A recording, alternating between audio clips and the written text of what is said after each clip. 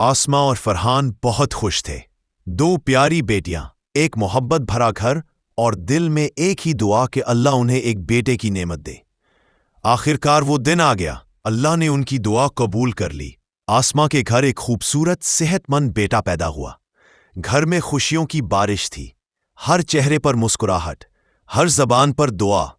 खुशी में आसमा का भाई, बच्चे का मामू, जज्बात में आकर नन्हे अहमद की तस्वीरें खींचने लगा और वो तस्वीरें उसने सोशल मीडिया पर भी डाल दी।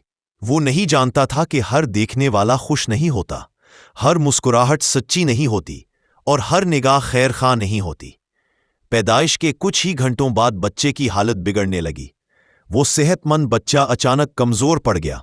डॉक्टर हैरान थे, माँ बाप बेबस, और घर में सन्नाटा छा गया। उसी वक्त आसमा के वालिद आगे आए। वो दीनदार शख्स थे, अल्लाह पर कामिल यकीन रखने वाले। उन्होंने बच्चे को गोद में लिया, 3 बार सूरह नास पढ़ी, 3 बार सूरह फलक पढ़ी और मोहब्बत से दम किया। नबी सल्लल्लाहु अलैहि वसल्लम का फरमान है, अल-आइनु हक्कुन, नजर बद बिल्कुल सच्ची है। अल्लाह ने अपना करम किया।